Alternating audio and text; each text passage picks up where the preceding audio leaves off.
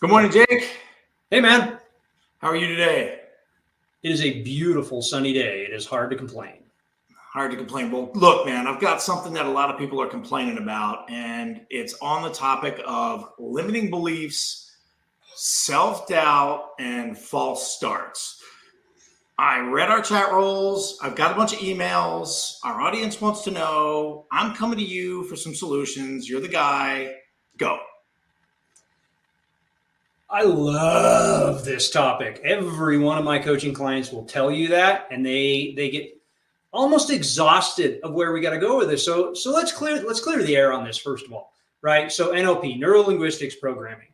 There's this belief out there that like it's this mystical back room woo-woo crap and all this weird stuff that's going on. No, it's science, man. It's neurochemical science of making your brain do what you want it to do. It has one job. Like your hypothalamus, I always call it the squishy thing in the back of your head, has one job. It's to do exactly what you tell it to do. And my favorite coaching quote, and I use it umpteen times a day, and my assistant will tell you that because she records all of those calls, what you focus on expands. Ooh, single solid thing, right? And relative to false starts and missteps and limiting beliefs, it all comes from the conversation we're having with ourselves. It's that internal dialogue that we're having with ourselves.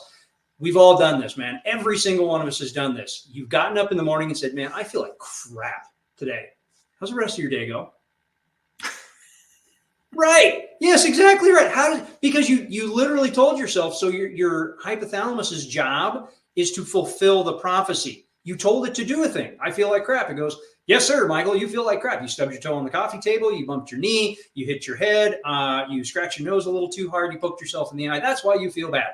Its job is to do that for you.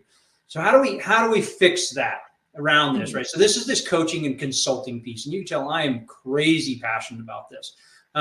So Henry Ford said, whether you believe you can or you believe you can't, you're right. It's 100% the case, man. Whether you believe you can or you believe you can't, you're right. So one of the things like I really want to roll out is relative to affirmations. So we spent here recently, had the opportunity, it was amazing to be on LA Tribune Leadership Week. And I got to be in that group with Russell Brunson, Mark and Crystal Victor Hansen, Les Brown, James McClendon, dude, heavy hitters that I got to be a part of. And it was so grateful to be there. And what blows me away on all of this relative to false starts and limiting beliefs and everything that's going on is the fact that they just believe it. They know it. They get up in the morning. Every one of them talked about the same thing, and it's affirmations. It is affirmations. And there you go. There's the first person in here is going to comment and they'll go, that's the woo-woo crap, right? No, it is chemical pieces. So let's coach real quick here, right? Because this is that space. Okay. There's a way to write affirmations and there's a way not to. There's a good way to. You can do these big, flowery, eloquent, lovely things that you draft out. Those are bull, right? They're bull. They're crap. Your brain only has capacity to absorb some certain things, right? So let's talk about, as an example, give me an example of a challenge, business, personal, physical, whatever it's going to be, that you would currently have, that you'd want to, something that's just, man, it's stuck in the craw. What's the behavior that's currently going on? So I'll give you the challenge, right? The challenge would be launching a new program, like launching the program and then being gung-ho about it. And then 7 to 8 days later, all of a sudden the real life creeps in. My time blocking's gone away. My enthusiasm's dropped down. The idea of the project got a little ahead of me in terms of my already established obligations. And now I am in that middle space with, it's not too far for me to grab it and pull it back, but I don't really know where to start anymore because I've kind of lost all my, what do I do, man? I'm lost. So if this was a hypothetical, that's where I'm at. Go. And yet it's not in so many of our worlds. Like there's that space that we feel wonky, and that's cool. So that's the behavior that we're living in right now. And we're telling ourselves, well, I've lost enthusiasm. That's an affirmation. You're telling your hypothalamus, hey, man, go find me all the reasons why I've lost motivation. And it's going to do exactly what you tell it to do. So let's start with that space in of itself. I've lost motivation for this project. Okay. What you focus on expands. So tell me the behavior you want. We're going to use this word right now, want. I don't like it, but we're going to use it because it's easy to describe. What's the behavior you do want relative to that project? Well, the behavior I want is eagerness, enthusiasm, and energy. The key point being an energetic flow when it comes to creating the content and then distributing the content and getting a reward for the content that I've created. And content being the program. I don't want to keep using these big words, but that would be the space. If I had to look from like a movie perspective. So if I'm at my desk here, like I am now, and there's a camera over my left shoulder, I'm at my desk and the camera's showing me tapping away at the keys, energetically smiling, information's flying up on the screen, and I've got this nice thing I've developed, and now I'm taking it to market. So that's the feeling, is the energy of flow, of completion. Is that too many energies? No, it's a great description. And we're going to refine it. We're going to boil it down. And that's a great visual image, right? That is also NLP. That is actually called disassociation. That is I'm going to step back and I'm going to look at myself. I'm going to see myself doing the thing and the behavior that I want. That is another example of something that's NLP, and it's disassociation. Usually we do that in a meditative state. Right? You get into meditation, you visualize something very, very specific, and that's critically important. Now, you made a large description of all the things that you want. Now, in less than 10 words, I'd love it if it was less than 7, using 2 very important words, and the words are I am. I am. Yep, I am. What's the rest of that statement? Relative to this program. I am done this program. Say it again. I am done this program. Okay. Is that what we're looking for? It doesn't matter what I'm looking for, right? It has to resonate with you. And in that space, right? It's got to resonate. It's a cultivating process, right? So so I have completed this program. I am joyful about this program. I'm excited about this program. I am through this program. I'm selling this program. Love all of those things. Love all those things because they're current tense. That's why we use the word I am, not I want to. I want to is future tense, which also there's a whole dynamic about want equals lack, so it gets a little weird. But I am puts you in present tense, and it's a state change to set you in a certain place. Now let's use sports as an example here, right? Let's use athletics. Your kids are in baseball. Huge baseball kids, right? How many days a week do they practice before they play a game? Let's go this way. How many hours do they practice before they play a game? Probably 2 hours a day. About 2 hours a day. They have school and everything else. So just under 2 hours a day. Right. Just so they can show up on game day and perform at a certain level. That is exactly how we work. You can't say an affirmation one time, I am joyful about this project, and then put it in the desk and walk away from it and be joyful about this project. It is a process. Like James McClendon immediately opened Leadership Week, and I loved this. I geeked out on it. I was a total fanboy about what he was talking about. Like I was commenting left and right, and all kinds of little hearts and likes and things, because he's right. He was going the right way. So there's a way we use this process, right? The best way to use this process, and this is documented, this comes out of Napoleon Hill, Think and Grow Rich, one of the first places that I saw it. The Millionaire Next Door is another great book that I saw it in. Pick your personal development book, Miracle Morning. Thousands of books written on this topic. Why? Because it works. That's why. So how you use this? Ultimately, the easy button is sheet of paper and or journal next to your bed. I happen to have one right here. That is one of them, right? It's one of those spaces next to your bed with a pen. Before you go to bed at night, you write 5 of them the exact same way that you did.